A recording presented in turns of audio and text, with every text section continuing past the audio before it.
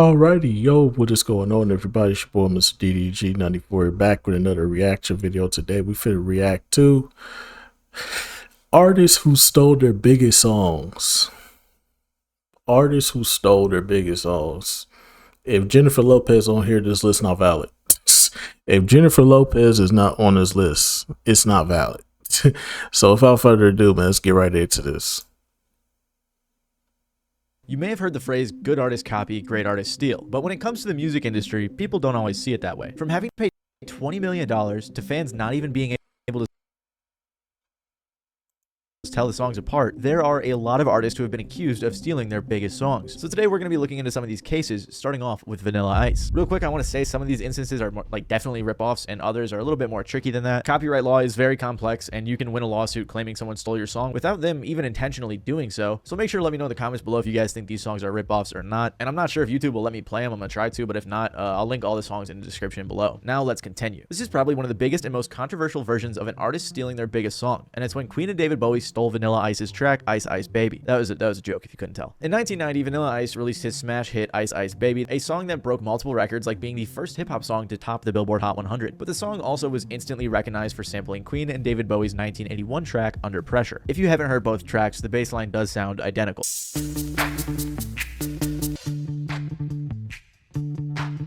This was during a time that sampling was a very new and controversial thing, and copyright law was still catching up. And this track is probably one of the biggest reasons for sampling controversy. Originally, Ice Ice Baby was released as a B-side, but after a DJ decided to play the B-side of this record, he found out that fans really liked this track. They invested into a music video, promoted the track more, and it went crazy. Very quickly, fans of Bowie and Queen attacked Vanilla Ice for this, and he was constantly asked questions about it in interviews. At first, he just straight up lied about sampling the record, saying that the bass line was ever so slightly different. We sampled them from him, but it's not the same bass line. Like he goes ding ding. Well, to be fair, when you're getting sued for something, you want to try to deny as much as possible.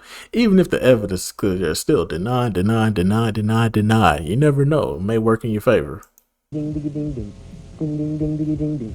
Ding ding ding. That's the way theirs goes. Ours goes ding ding ding ding ding ding. Ding ding ding ding ding ding. I don't know what he meant by we sampled from them, but it's not the same bass line. That's not how sampling works. And he changed his story a few times, saying in a later interview, the way I do stuff is to go through old records that my brother has. He used to listen to rock and roll and stuff like that. I listened to funk and hip hop because rock wasn't really my era. But having a brother like that, that's well, a goddamn lie. And he had a copy of Under Pressure. And putting those sounds to hip hop was great. But because of the casualness of sampling back then, Queen and David Bowie were not credited as writers or anything for the sample and were not compensated. Freddie Mercury, who was the frontman of Queen, well, his assistant said she remembered when he first heard the song. She said at first he thought he was listening to Under Pressure and then realized that someone had just ripped off their track. Apparently it was amusing to him, and he said to his manager, imitation is the sincerest form of flattery. The drummer from Queen, Roger Taylor, said, a white rapper from Florida? Great. And the guitarist, Brian May, said, rap doesn't really appeal to me. It didn't seem as if the band cared too much, but they did opt to sue for royalties. They settled out of court, but Vanilla Ice had to give Queen and David Bowie back pay as well as credit them and pay royalties going forward. Vanilla Ice later claimed in 2017 that he bought the rights to Under Pressure, and he also flat out admitted to sampling. But you were sampling David Bowie, Queen. Oh yeah, Under come Pressure. on, of course. Okay, but wait, I thought you tried to explain that. No, I was saying. Dun, dun, dun, dun, Yeah, dun. you were. I was being a That was a court jackass. case. You got to understand, I was jackass before Johnny Knoxville. I'm a clown. I love to. I don't take myself too serious. Okay. I don't take anything too serious. But it cost you though. Well, that was also in the middle of the lawsuit, and it actually worked out well because the lawsuit was a lot of money. So it was more.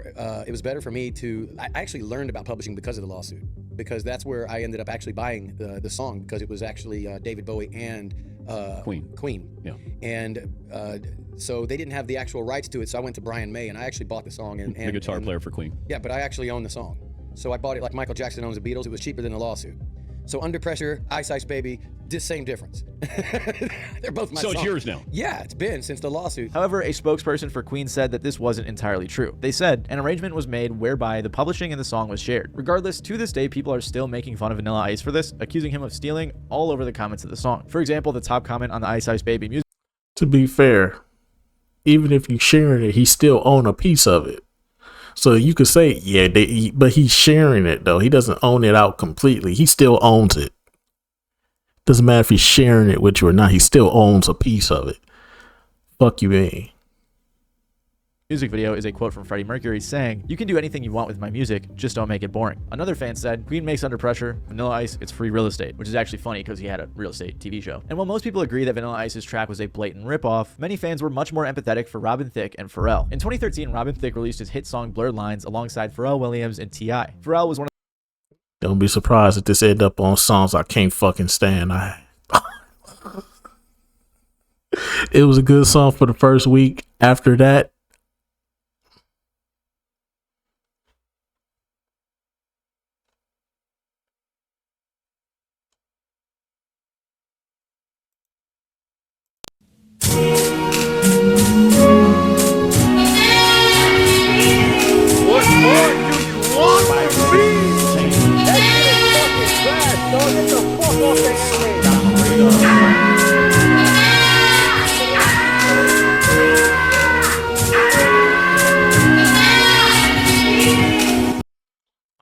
I'm just saying, bro.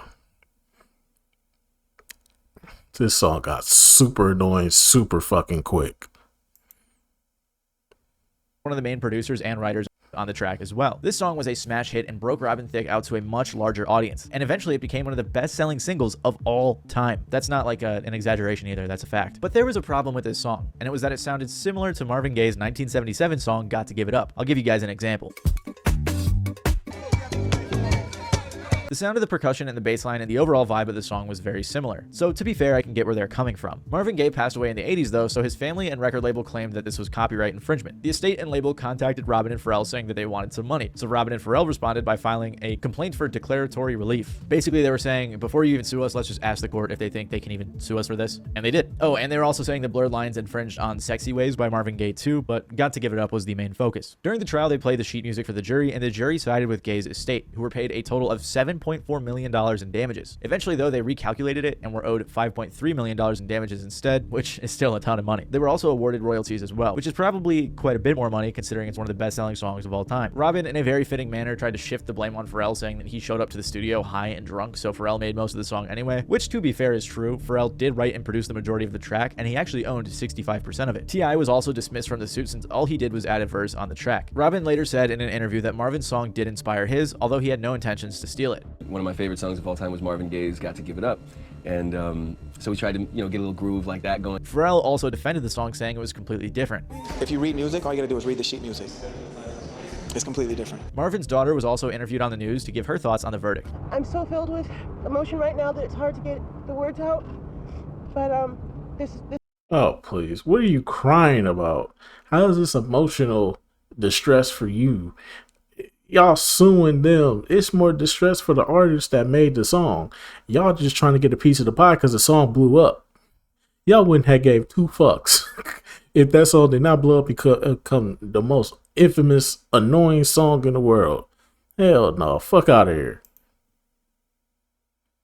This was a Fuck is you crying People in about? the comments of this video in particular were upset about Marvin's estate calling them money Shit's so hungry. They said fake, stuff like, bruh. honestly, if Niggas Marvin so Gaye was fake. still alive, he'd probably be ashamed of his family to see what they did to music law and to fellow artists like himself. What are we going to be able to copyright next? Basic chord progressions? Any type of drum beat that's used in punk rock? Because there's only a handful of those. Even Stevie Wonder chimed in saying it was a completely different song. So in general, it seemed like a lot of the fans and musicians agreed with Pharrell, but the jury did not. And I'm saying Pharrell because he did most of the work. Also, a fun fact, Marvin Gaye's family also claimed around this time that Pharrell's hit single Happy was another copy of Marvin's work. They said that it sounded like Ain't That Greedy. Peculiar by Marvin Greedy. Gaye, with his daughter and ex-wife saying the song sounded very similar. They never said they were going to pursue legal action for this one, but who knows, maybe next time the funds are running low, they'll file another suit. This lawsuit from Marvin Gaye's family in particular seems to have opened the floodgates for many more lawsuits to come, as Bruno Mars quickly found out afterwards. Uptown Funk by Bruno Mars was released back in 2014. The song is inspired by the 1980s funk genre, but received some criticism due to its sound lacking originality, which will later be the basis for a lawsuit. However, commercially, it still went crazy, going diamond, topping the charts for 14 consecutive weeks, and it ended up being Bruno Mars' biggest song to date. Apparently, Uptown Funk was created during a freestyle studio session while Mars was on tour, and Mark Ronson had previously produced some songs for Bruno, which led to this collaboration. The song took Bruno and Ronson 7 months to create, recording multiple versions along the way due to frustration with how it kept turning out. In an NPR video, Ronson explained why they worked so hard on perfecting the song, saying, "When you're doing something that doesn't sound like anything else on the radio at the time, you almost need to ironclad it to make sure it gets through. You have to put these hooks in it. You've got to make sure you've got all that ear candy in it to get it through the gate. But while the song was dominating the radio and was extremely popular for years to come, a ton of lawsuits began to pile up as soon as the song released. The first was from the Gap Band, who sued in 2015 for similarities to their 1979 song Oops Upside Your Head.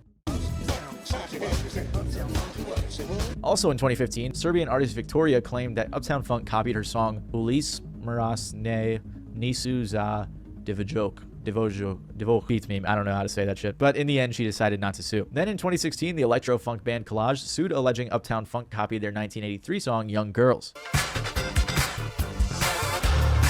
And in 2017, rap group The Sequence also sued, claiming Bruno and Ronson ripped off their 1979 song Funk You Up. Again, in the same year, the band Zapp sued for similarities to their 1980 song More Bounce to the Ounce. And there are definitely some similarities but it's between most of like these songs. So as you can see, a lot of people came looking for either credit or money once this song. That's crazy though, bruh. It's like just a little bass line or something like that can just trigger. We need our money. For a bass line, my nigga, for a bass line, is that serious? That just show you, bro. The music industry is trash, bro. Ain't no money in the music industry, bro. If you getting mad over a bass line, bro. Man, they using my bass line, man. So what? It's just a bass line, bro. It's not the entire song.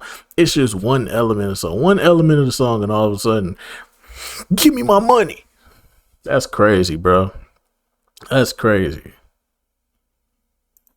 That shit is fucking trash, dog. Get the fuck off the airwaves.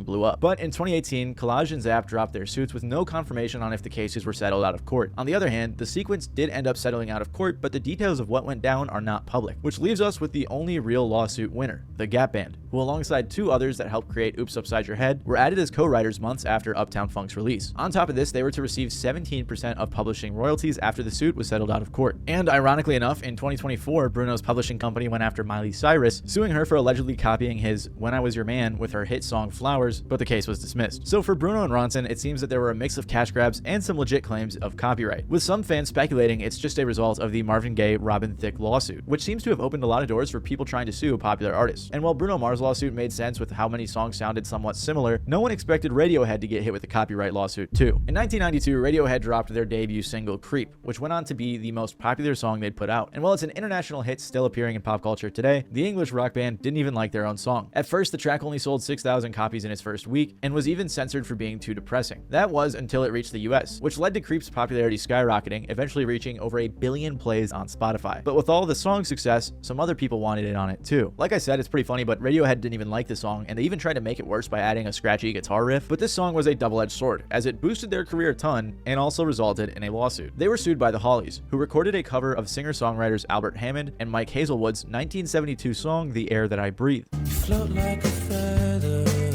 I think I'd pass.